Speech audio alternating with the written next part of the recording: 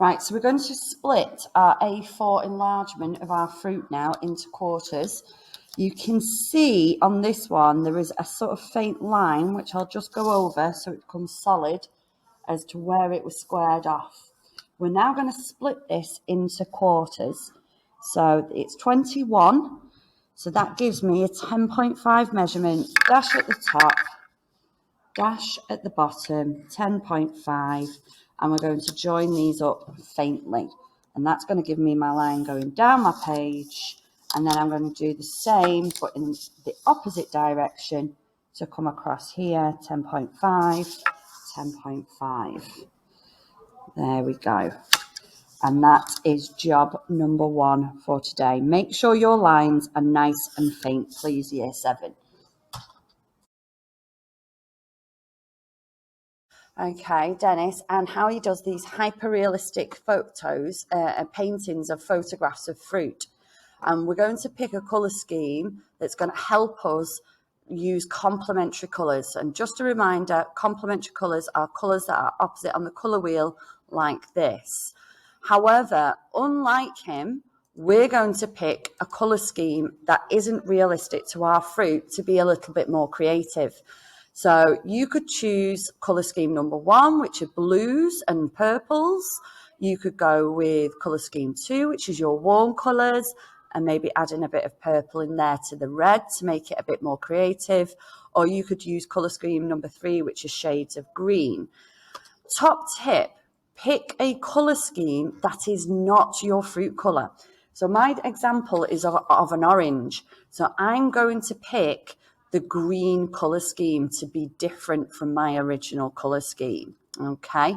And what we're going to do is we're going to build up our light tones and then our mid-tones very slowly to create these lovely examples here. And then step 3 will be adding our dark tone. And then in the background, if we have time, we will pick the opposite colour of our colour scheme. So for this one, these are the blues. So you would have an orange background. I'm going to do my example in greens, so I would have a red background, just like the opposite on the colour wheel from the first slide. Making sure your crayons are nice and sharp. Yeah, you don't want blunt crayons. And you can see I've purposely coloured my section in block colours, no blending whatsoever. And I've done this on purpose. So my first job to do is I'm going to start to, on my veins, press a bit heavier and try and fade that through so it's a bit darker on that section and lighter there.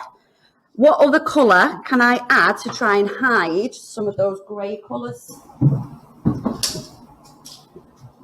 What's next to it? Peach, orange, all of those would be great. Okay, so I'm going to go in with, because that's quite heavy, I'm just going to add a tiny little bit of orange there to fade that through. And that already looks better, looks richer. Right, I'm going to take my pale green and I'm going to start to blend inwards. Now, most of the lines go from the edge of the segment into the middle.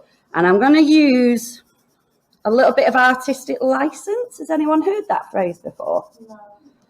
Artistic license is where you add stuff because you know it's going to look good. And I don't think this segment has enough veins on it. So I'm just going to add some colour tone and make them look like veins at the same time.